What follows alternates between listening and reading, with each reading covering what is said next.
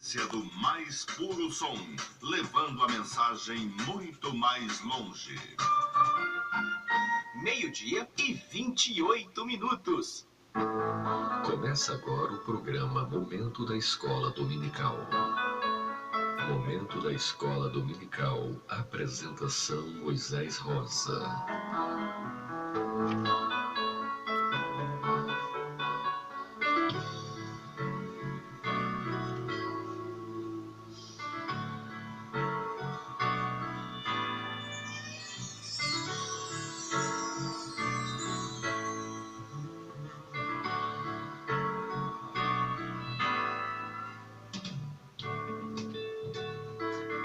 A paz do Senhor a todos os nossos ouvintes desta bonita cidade de Londrina. A paz do Senhor a você que nos ouve da região metropolitana de Londrina, de qualquer parte do estado do Paraná, do Brasil ou do mundo. Dando sequência aos estudos deste terceiro trimestre de 2017, o que fazemos através de nossa revista Lições Bíblicas, editada pela CPAD, Casa Publicadora das Assembleias de Deus, na certeza de que você e eu teremos o fortalecimento da razão da nossa fé. Assim cremos, assim vivemos. No programa de hoje estudaremos nossa lição de número 6, que trata sobre o tema a pecaminosidade humana e a sua restauração a Deus. Sejam todos muito bem-vindos ao programa Momento da Escola Dominical.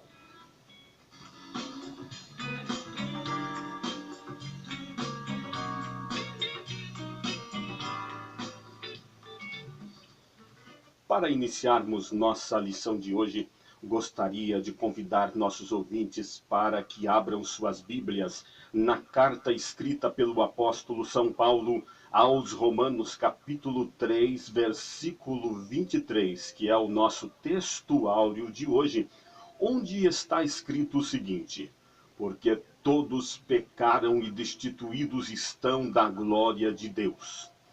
A lição de hoje é muito significativa no contexto cristão, porque independentemente do grau de santidade que você e eu já tenhamos alcançado ao longo de nossa vida de fé no Filho de Deus, o pecado continua sendo, no mínimo, um incômodo para todos nós. A palavra pecado tem sua origem no vocábulo hebraico atá. Foi retratada pelos gregos como amártios e traduzida por peccatum no latim. Assim, a palavra pecado significa literalmente errar o alvo. A expressão errar o alvo, no contexto bíblico, provém da analogia feita com o texto de Juízes, capítulo 20, versículo 16. Leiamos este texto, Juízes, capítulo 20, versículo 16, que nos diz o seguinte: entre todo este povo havia 700 homens escolhidos, canhotos, os quais atiravam com a funda uma pedra num cabelo e não erravam.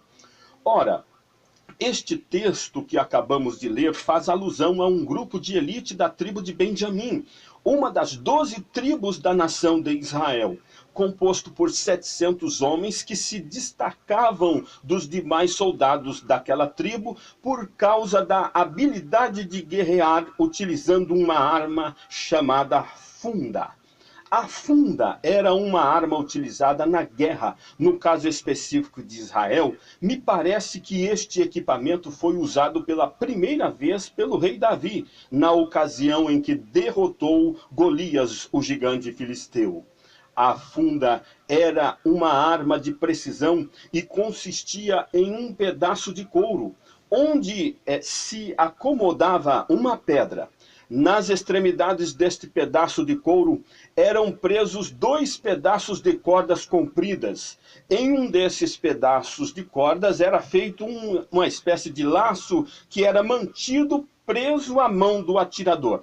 Para utilizá-lo, o operador primeiro, então, envolvia a pedra no pedaço de couro e, após prender o pedaço de corda com o laço à sua mão, segurava também o outro pedaço de corda por sua ponta com a mesma mão, mantendo assim a pedra suspensa, acomodada ao couro, ao lado de seu corpo, já próxima ao chão.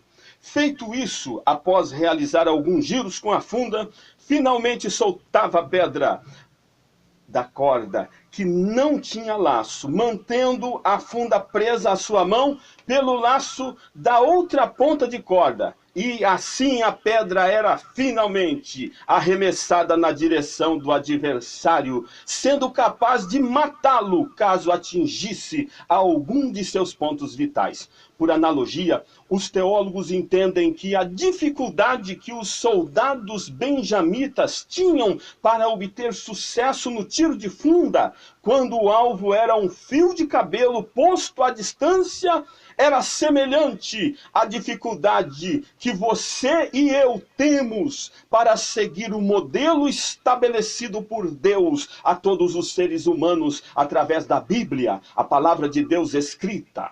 Por esta razão é que se diz que quando pecamos, erramos o alvo. Nesse sentido, o Senhor Jesus Cristo nos ensinou em São Marcos capítulo 7, versículo 21, que o homem e a mulher, o moço e a moça, pecam ou erram o alvo todas as vezes em que permitem que as intenções dos seus corações sejam más, quando praticam a fornicação, que é a prática do ato sexual fora do casamento.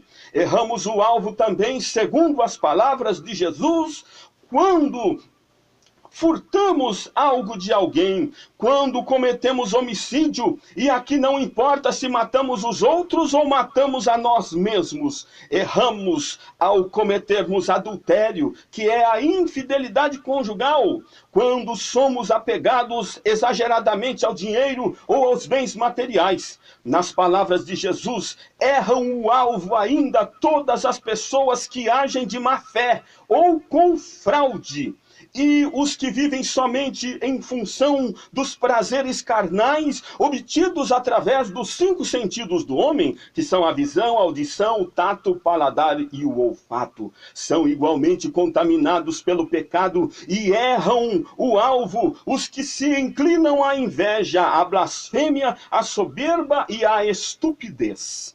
Quando lemos atentamente a história de Adão, durante o tempo em que este ainda residia no Jardim do Éden, portanto, antes da queda, logo percebemos que o pecado não nasceu ali no Jardim do Éden. O primeiro ser que pecou ou errou o alvo não foi Adão, mas Satanás. Assim, o pecado não tem sua origem na terra e sim no céu. Conta-nos a Bíblia em Ezequiel capítulo 28, versículos 12 a 15, que em algum momento da eternidade, Deus criou um querubim e após ungí-lo de glória, o designou para a sua guarda celestial. Esse querubim da guarda ungido guardou sua perfeição desde o dia em que fora criado por Deus, mas fazendo uso do livre-arbítrio que recebeu de Deus, decidiu ensoberbecer-se seu próprio coração, e por isso pecou contra Deus e errou o alvo. Ao errar o alvo de forma deliberada, perdeu sua unção e transformou-se no diabo. O pecado do diabo é descrito por Isaías capítulo 14, versículo 13. Leiamos esta passagem e vejamos qual foi a intenção de Satanás. Qual é seu erro? Isaías capítulo 14, versículos 13 e 14, que nos diz: Eu subirei ao céu, disse ele, acima das estrelas de Deus, exaltarei o meu trono, e do monte da congregação me assentarei. Nas extremidades do norte subirei acima das mais altas nuvens, e serei semelhante ao Altíssimo. Por sua ofensiva pretensão, o diabo foi o primeiro a experimentar a queda.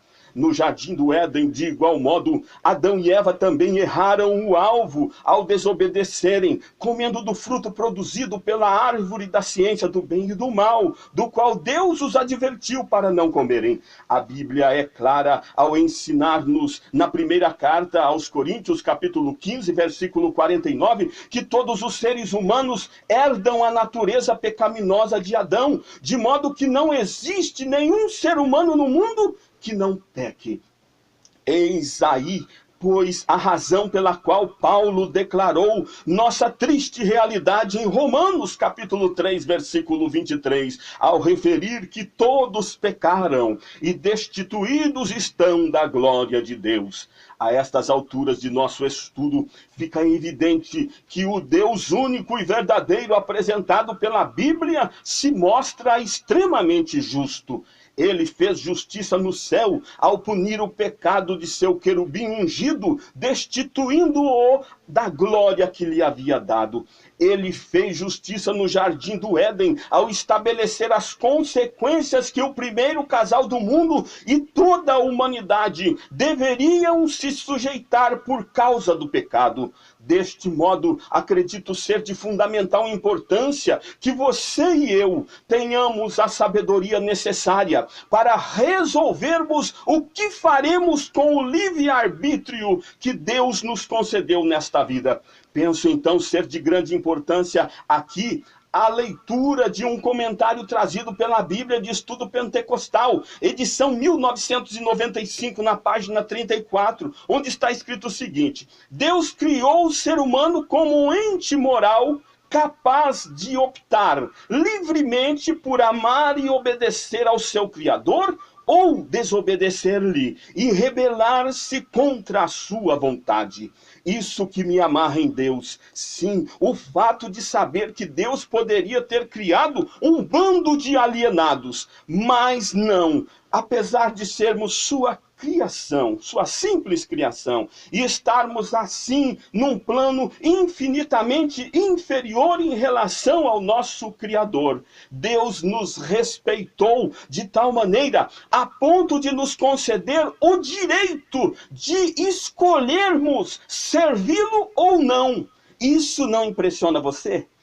Finalizando, devo dizer que Deus não foi surpreendido pelo homem quando este pecou, nem fez nada para impedi-lo de pecar, pois se assim fizesse, estaria revogando o próprio livre-arbítrio que havia lhe outorgado. Entretanto, diante da queda do homem, Deus providenciou uma via de escape para ser usada pelos que se arrependem, e esta via de escape se chama Jesus Cristo. Rejeitar o Salvador implica na morte eterna.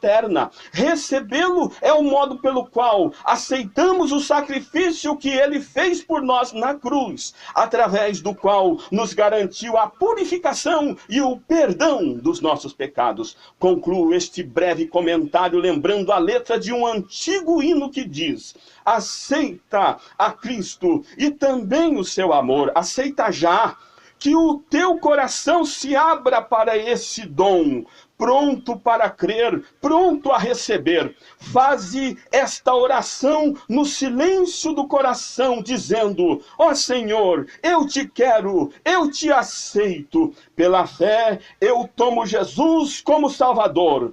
Perdoa-me, ó Senhor, me enche com teu amor. Agora vem, Jesus, eu te aceito. Vamos orar.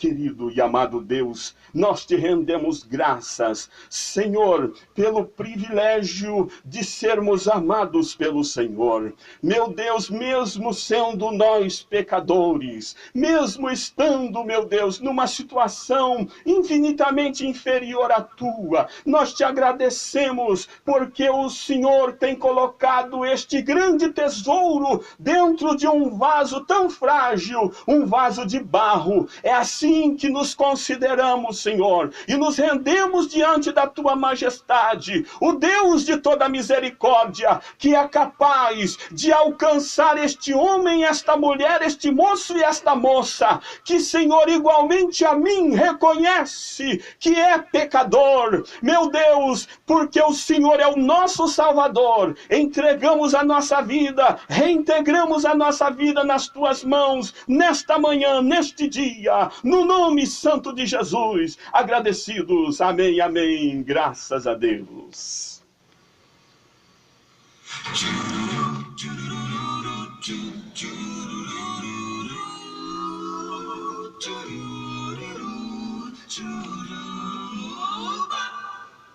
Meu Jesus comigo vai.